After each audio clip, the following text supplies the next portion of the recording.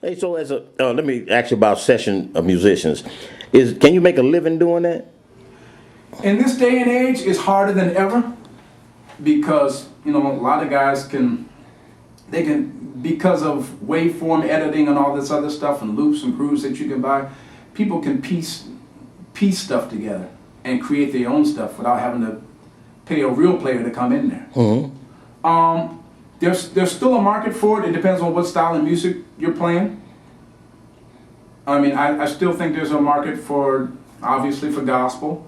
What's left of jazz and smooth jazz, country, rock and roll. It depends on, well, the good thing about it is that you don't have to worry about major labels and major recording studios so much anymore because everybody can record at home and you can always trade files over the internet with a file transfer site or whatever, however you do it, or you can swap out hard drives or however you choose to do it. But it's easier to be a session musician now because you can record with people all over the globe if you've created that type of reputation without leaving your house. Right. So it makes it easier in that regard. Your market is bigger than just your local area.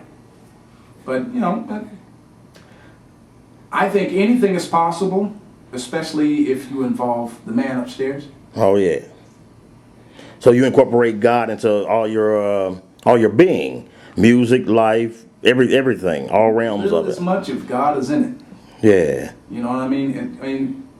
One of my favorite sayings is like, God is with you, so be with him. Mm-hmm. And I look at him like he's standing right here, right next to me right now. And I feel like at all times, he's got my back. But I just have to recognize that he's there. I mean, let's look at it this way. Let's say that you're hanging out all day with your buddy. Mm-hmm. And you guys, you're running around all over town.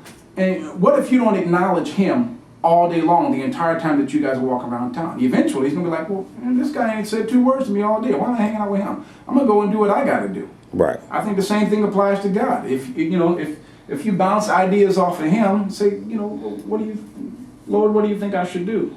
Is this the right thing to do? Just talk to me. If you talk to me, I'll do my best to listen to you, and I'll make my decisions based on that.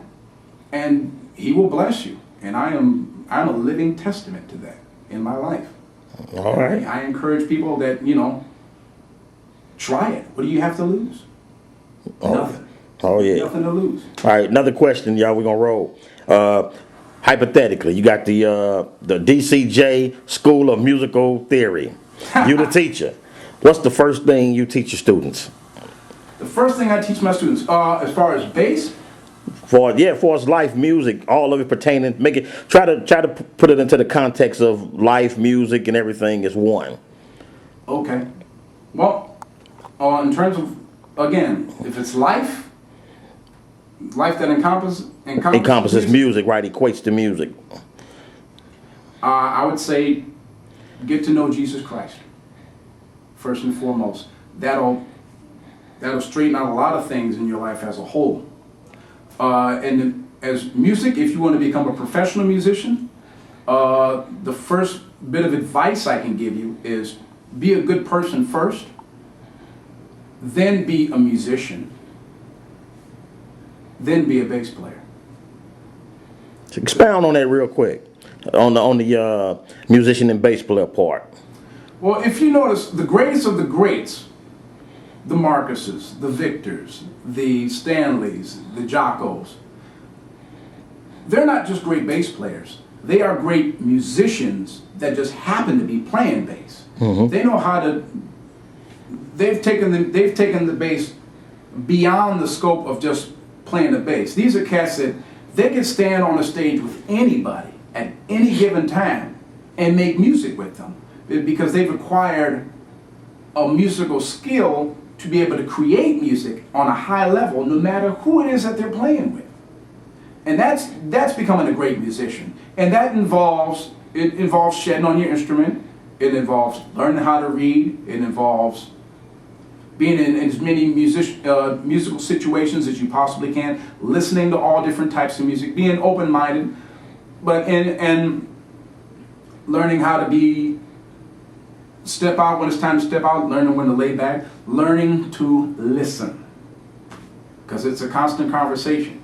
You can't keep stepping on somebody when they're trying to talk, or the conversation is not going to go well, or it's not going to go over very well to the audience. Right. Because if you watch a talk show, everybody's going back and forth. You don't have two people talking at the same time. It's not going to hold anybody's attention because you can't understand the 2 points that are being made. Mm-hmm. So, I mean, that's the being a good musician part.